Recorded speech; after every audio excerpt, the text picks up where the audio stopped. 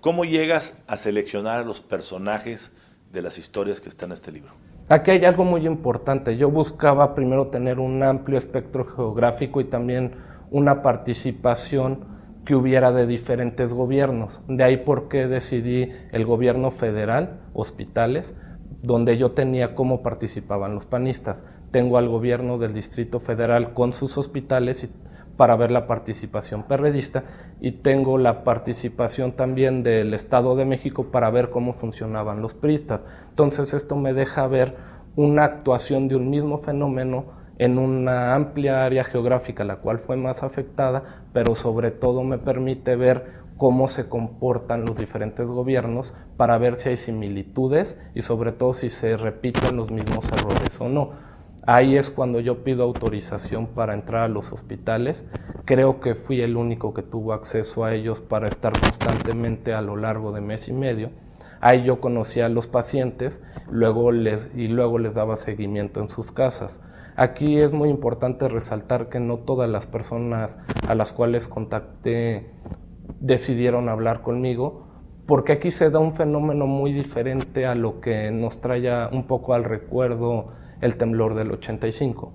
En esas épocas, cuando sucede, las personas fuimos muy fraternales con los demás, apoyábamos, y hay que recordar que Miguel de la Madrid actuó tarde y no estuvo cerca de la gente. Entonces realmente la sociedad civil ocupó el hueco que se dejó por parte del gobierno, pero en este caso, como la amenaza era la otra persona, es decir, el vecino, el amigo, el familiar, pues realmente no se dio esa fraternidad con la persona de al lado, y es porque muchas veces tenían miedo de decir que tenían influenza.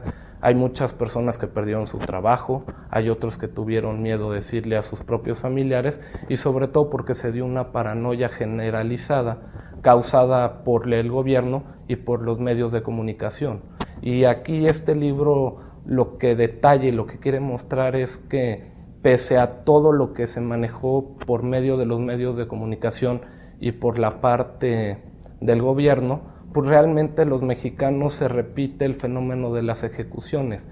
Cuando nosotros bombardeamos tanto a las personas, en su inconsciente y subconsciente, ya un tema o un fenómeno ya es visto como normal. Y en este caso, como en el de las ejecuciones, vemos como diariamente ya en nuestro país, en este sexenio, estamos cerca de los 15,000 ejecutados, ya nadie sorprende.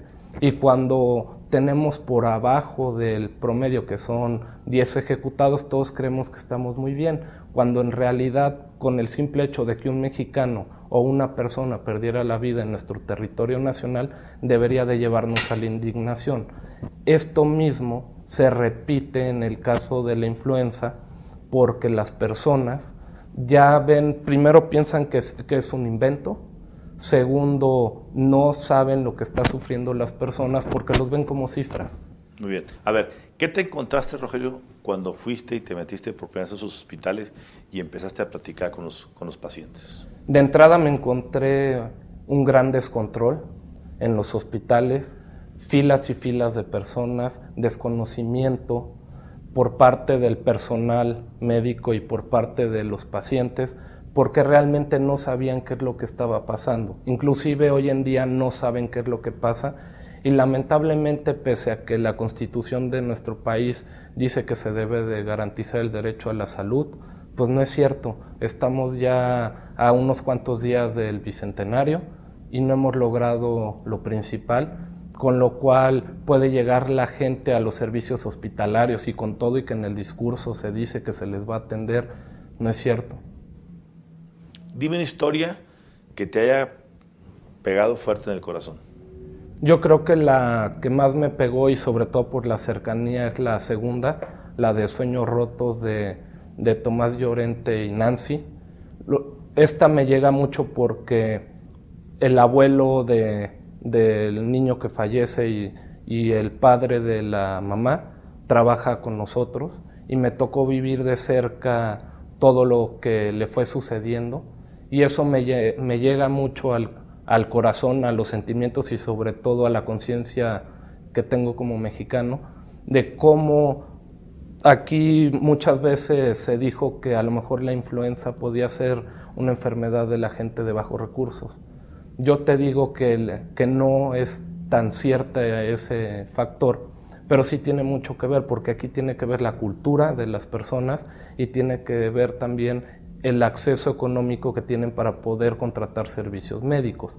En este caso, esta familia, como carecía de recursos y tampoco estaba incluida en ningún plan de salud del gobierno, acude primero al doctor Simi, después acude a otro doctor y después termina en un pequeño hospital privado en el cual el niño le iban recete y recete cosas, las cuales lo iban empeorando. Una vez que ya llega al hospital general, pues es muy maltratado, a los papás reciben maltrato, el niño apenas iba a cumplir 2 años. Y aquí viene una frase que me gustaría retomar de José Emilio Pacheco, porque es algo que me marcó mucho. Cuando llego a la casa veo por todas partes unos pequeños cochecitos de Hot Wheels y le pregunto a la mamá que si eran los que le gustaban al pequeño Tomás. Y ella me comenta que los que más le gustaba jugar o mover eran los de Rayo McQueen de la película de Cars. Y ahí viene un poema de José Emilio Pacheco, el cual dice que los juguetes se quedaron inmóviles, pues ya no tienen con quién jugar y que perdieron todo el sentido. En este caso vemos cómo la ilusión de una familia la cual creía y pensaba, después de ver cómo el pequeño niño jugaba con esos juguetes, iba a llegar a ser un buen ingeniero, y no solo eso, sino el mejor. Esa era la aspiración y sobre todo los sueños que se perdieron porque nunca pudieron escucharlo hablar, no van a saber cuál fue la primera palabra. Perdimos a un mexicano, perdimos una esperanza y perdimos tantas cosas que como esta historia se van repitiendo una y otra vez y vemos la crueldad con que muchas veces se actúa por parte del sector salud. O sea, todo arropado en negligencia.